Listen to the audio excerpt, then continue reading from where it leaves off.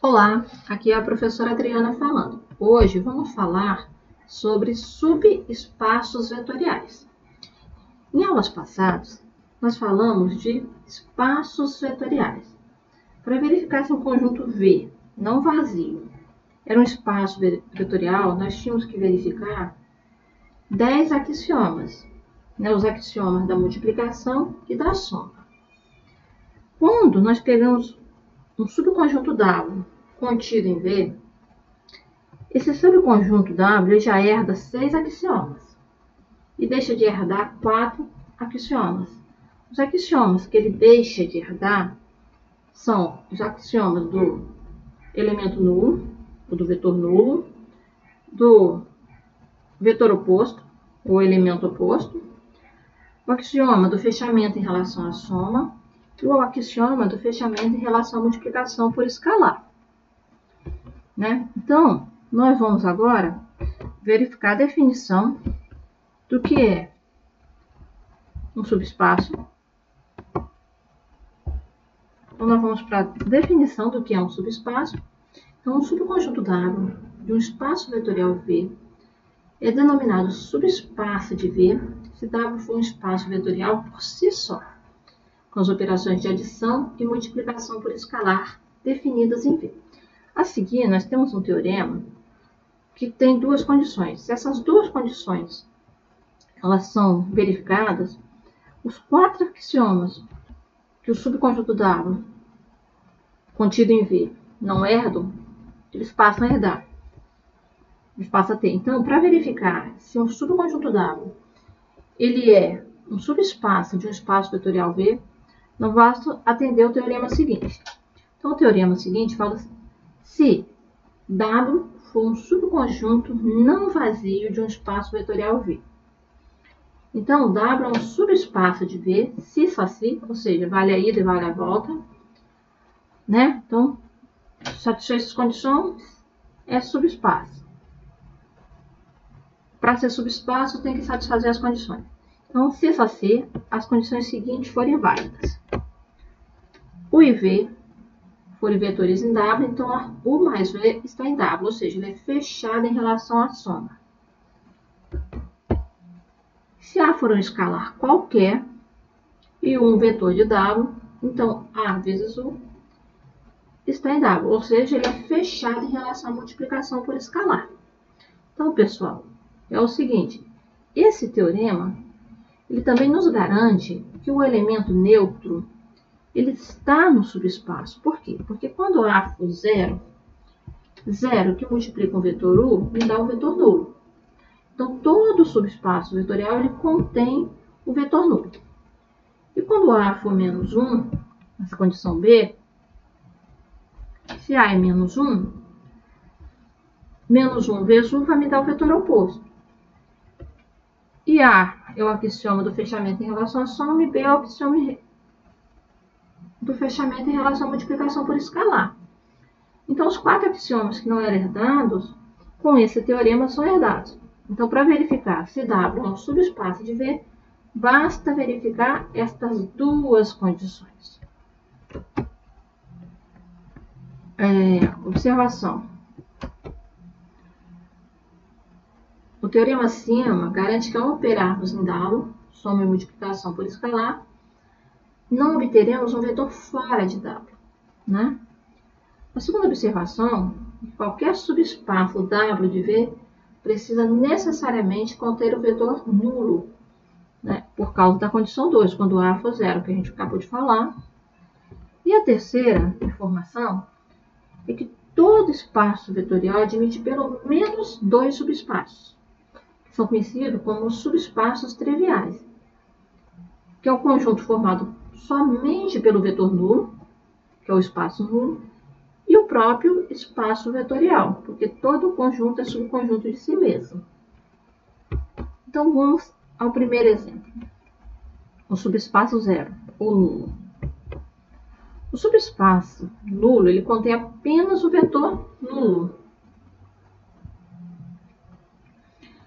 Então, se ele tem apenas o vetor nulo, a condição A do teorema fala que A mais B tem que pertencer a W. Se nós fizermos o vetor nulo mais o vetor nulo, nos dá um vetor nulo, porque a gente já viu que o U somado ao vetor nulo nos dá o próprio vetor U, mas o U aqui seria o vetor nulo. E A vezes o vetor nulo é igual ao vetor nulo. A gente já viu no teorema lá na aula de espaço vetorial, dado um A, um escalar A, multiplicado pelo vetor nulo, nós temos o vetor nulo. Então ele obedece a condição A, que é o fechamento em relação à soma, e a condição B do teorema, que é o fechamento em relação à multiplicação por escalar. Então, o conjunto W, que contém apenas o vetor nulo, ele é um subespaço, que é conhecido como subespaço zero. Exemplo 2. Retas pela origem são subespaços em R2. Olha bem, gente. Se nós pegarmos uma reta que passa pela origem, essa reta ela tem a equação y igual a kx. Então, nós vamos escrever o conjunto W como todo par ordenado pertencente ao R2, tal que y é igual a kx. Nós vamos tomar dois vetores de W. O vetor U, onde a coordenada x é x1, e a coordenada y é kx1. E o vetor V, onde a coordenada x é x2, e a coordenada y é kx2. Ao somarmos U mais V, nós vamos ter um vetor do tipo coordenada x é x1 mais x2, e a coordenada y é um k que multiplica x1 mais x2, ou seja, nós chamamos x1 mais x2 de um W, ficaria W, e kW, que satisfaz aqui a condição do elemento em W. Então, ele é fechado em relação à soma. Se nós multiplicarmos um escalar A por um vetor U, nós vamos ter um vetor do tipo AX1, KAX1. Se nós chamarmos AX1, coordenada x, AX1 de W, a coordenada y vai ser KW, ou seja, pertence ao nosso conjunto W, que é todo par ordenado no R2, tal que y é igual a kx. Então, as retas que passam pela origem no R2, elas são subespaços do R2. Na verdade, no R2, no espaço vetorial R2, nós temos três subespaços dentro desse espaço R2, que é o espaço nulo, que está em todo espaço vetorial, que é o próprio R2, e são as retas que passam pela origem. Exemplo 3. Planos que passam pela origem são subespaços em R3. Olha bem, a equação geral de um plano em R3 ela é dada por AX mais BY mais um CZ mais um D igual a zero. Os planos que passam pela origem, a equação é AX mais BY mais CZ mais o D aqui seria 0 mais 0 igual a 0. É porque tem que satisfazer aqui o ponto. X, Y, Z igual a 0, 0 igual a 0. Bom, então, nosso conjunto W, ele pode ser escrito de que forma? É toda tripla pertencente ao R3, tal que AX mais BY mais CZ igual a 0. Então, isso aqui quer dizer todos os planos que passam pela origem no R3. Daqui nós podemos tirar que Z ele é igual a menos A sobre C que multiplica X, menos B sobre C que multiplica Y. Dessa equação. Então, se nós tomarmos vetores que estão em W, nós podemos tomar o vetor U com coordenada x, x1, coordenada y, y1, e a coordenada Z vai ser menos A sobre C, x1, menos B sobre C, y1. E nós vamos tomar um vetor V, onde as coordenadas x é x2, y, y2, e a coordenada Z menos A sobre CX2 menos B sobre CY2. Se nós somarmos U mais V, nós vamos ter um vetor com coordenadas x, x1 mais x2, a coordenada y, y1 mais y2, e a coordenada z, menos A sobre C, vezes a coordenada x, menos B sobre C, vezes a coordenada y. Esse vetor é um vetor que pertence ao conjunto W. Então, Isso implica dizer que ele é fechado em relação à soma. Se nós pegarmos um escalar e multiplicar por U, o vetor resultante ele é um vetor que pertence a W. Então, ele é fechado em relação à multiplicação por escalar. Então, o que a gente conclui? Que os planos que passam pela origem eles são subespaços em R3. Em R3, nós temos dentro dele o subespaço nulo, o subespaço R3, que é ele mesmo, os planos que passam pela origem e as retas que passam pela origem. Um outro exemplo de subespaços. Subespaços das matrizes de ordem N.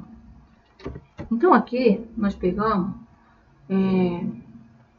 as matrizes simétricas. As matrizes simétricas, elas são subespaços do espaço vetorial das matrizes de ordem N. Por quê? Porque se você pegar uma matriz U que é simétrica e uma matriz V que é simétrica, e somar U mais V vai dar uma matriz simétrica, portanto é fechada em relação à soma.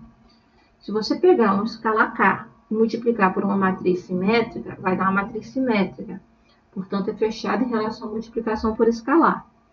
Assim, o conjunto de todas as matrizes simétricas é um subespaço do espaço vetorial das matrizes de ordem N. Dentro do espaço vetorial das matrizes de ordem N, nós temos outros subespaços. Por exemplo, as matrizes triangulares superiores. Você somar duas matrizes triangulares superior, vai dar uma matriz triangular superior. Se você multiplicar a matriz triangular superior por uma constante K, vai dar uma matriz triangular superior. Então, ele é fechado em relação à soma e à multiplicação por escalar. Portanto, as matrizes triangulares superiores são subespaços do espaço vetorial das matrizes de ordem N. As matrizes triangulares inferiores também são subespaços do espaço vetorial das matrizes de ordem N. As matrizes diagonais também são subespaços do espaço vetorial das matrizes de ordem N. Olha bem, gente, vamos lembrar aqui qual é a definição de uma matriz diagonal. A matriz diagonal, o AJ é igual a zero se o I for diferente de J. E não relaciona nada se o I for igual a J. Por que eu estou chamando a atenção para isso? Porque as matrizes identidades, elas não são subespaços das matrizes de ordem N. As matrizes identidades, a definição dela é o IJ é igual a zero se I for diferente de J, e o IJ é igual a 1 se I for igual a J. Então, para começar, o vetor nulo ele não está dentro do conjunto das matrizes de identidade. Como todo subespaço tem que ter o vetor nulo, a gente já verificou, portanto, que as matrizes identidades elas não são subespaços de um espaço vetorial das matrizes de ordem N. Isso com as operações usuais, né? A gente está falando das operações usuais.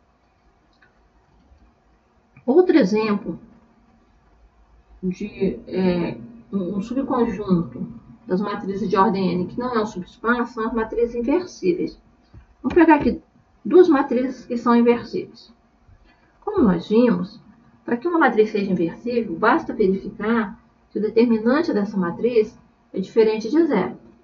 A matriz U ela tem um determinante diferente de zero, o determinante é 1, e a matriz V, o determinante é menos 1, que é diferente de zero. Então, portanto, U e V são matrizes inversíveis. Ao somarmos U mais V, nós vamos ter uma matriz onde nós temos aqui a coluna de zero, ou seja, o determinante dessa matriz U mais V é zero, portanto, ela não é inversível.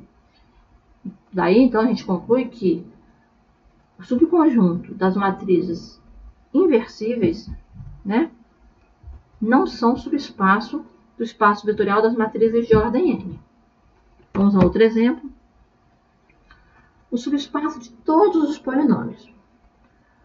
Se nós temos um polinômio, né, P de x, que é do tipo A0 mais A1x mais ANX elevado a N, mais reticência, quer dizer, não parou aqui o grau. Se nós somarmos dois polinômios desse tipo, a soma vai me dar um polinômio.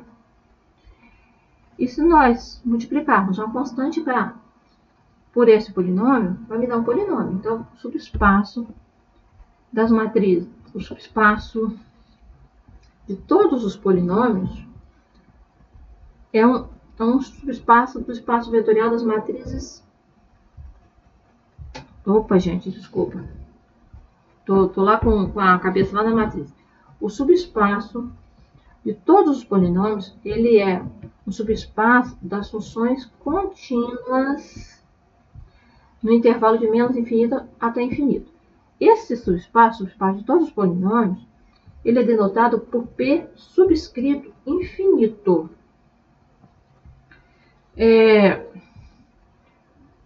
O subespaço dos polinômios de grau menor igual a n. Observe que aqui o grau do polinômio, no exemplo 7, é n. Né? Então, aqui, para pegar um polinômio de grau igual a n, eu tenho que supor que o an seja diferente de zero. Se eu pegar os polinômios de grau menor igual a n, se eu pegar dois polinômios e somar, vai me dar um polinômio. Se a gente multiplicar uma constante k por um polinômio, vai me dar um polinômio. Então, nós dizemos que esse subespaço, ele é um subespaço do espaço vetorial das funções contínuas. E nesse caso, nós denotamos esse subespaço por P subscrito N. Agora vamos a um outro exemplo, gente. O conjunto dos polinômios de grau igual a N não é subespaço. Presta atenção, aqui nós fixamos o grau. Então, o conjunto dos polinômios de grau igual a N. Esse aqui não é subespaço. Tá? Por quê? Vamos verificar. Vamos pegar dois polinômios. Polinômio U, que é um polinômio dado aqui por 1 mais 2x menos 3x ao quadrado. Tem grau 2. Fixei o grau em 2 aqui. E vamos pegar um Q de x, que é o meu vetor V, como 3 mais x mais 3x ao quadrado. Quando nós somamos 1 mais v, ele nos dá um polinômio de grau 1. Portanto, quando a gente fixa o grau, esse conjunto não é subespaço. Por quê? Nós fixamos o grau em 2 e na operação de soma nós obtivemos um polinômio de grau 1. Então, o conjunto dos polinômios de grau igual a n não é um subespaço. Eu termino a minha aula por aqui e eu espero que vocês tenham entendido.